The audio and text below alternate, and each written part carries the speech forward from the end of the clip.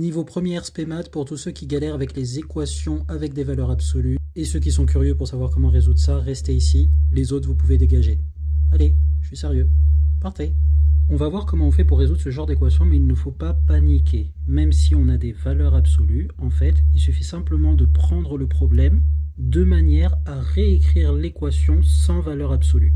C'est ça l'idée cœur, réécrire l'équation sans valeur absolue, mais on va le faire proprement et tu vas bien comprendre les étapes.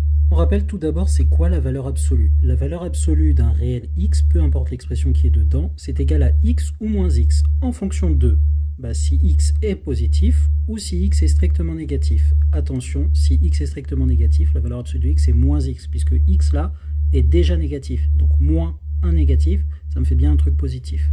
Et l'idée, ça va simplement être de réécrire les équations suivantes en fonction de ces différents cas. Chaque valeur absolue peut être égale à ce qui est dedans ou moins ce qui est dedans. Et on va faire les différentes égalités et résoudre et lister les solutions qui collent. Par exemple, la valeur absolue de 4x-1, c'est égal à 4x-1 si 4x-1 est supérieur ou égal à 0 par application de la définition de la valeur absolue. Ce qui équivaut à dire que 4x est supérieur à 1 en ajoutant 1 de part et d'autre de l'inégalité, ce qui équivaut à dire que x est supérieur à 1 quart en divisant de part et d'autre par 4, 4 étant positif et donc l'inégalité restant dans ce sens. On retient bien cette condition, c'est elle qui va définir si nos solutions sont possibles.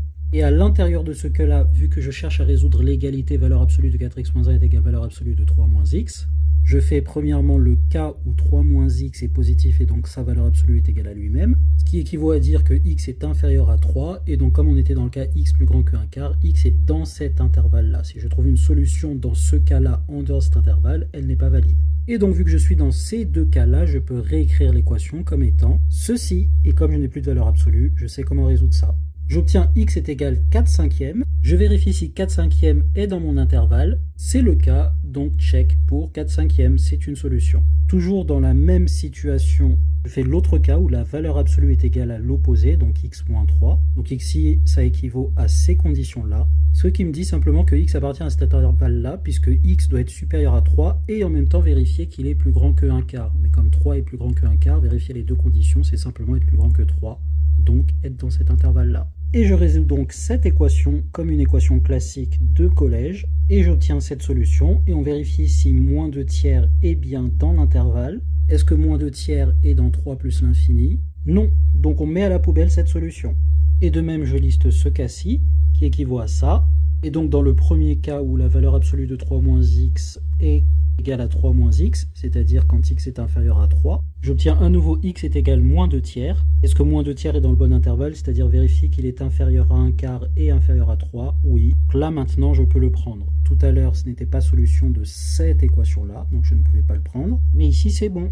Et de même pour le dernier cas, et à nouveau j'obtiens 4/5, mais de toute façon je devais avoir ces deux conditions qui sont contradictoires. Donc là c'est pas bon, et donc mes solutions sont moins 2 tiers et 4/5. Alors effectivement, on peut aller plus vite après, mais déjà au début, c'est bien de le faire comme ça de manière exhaustive pour voir ce qui se passe. Mais vous notez que quand vous listez les 4 cas, en fait, il va y avoir un cas ici et un cas ici qui va être pareil, et un cas ici et un cas ici qui va être pareil.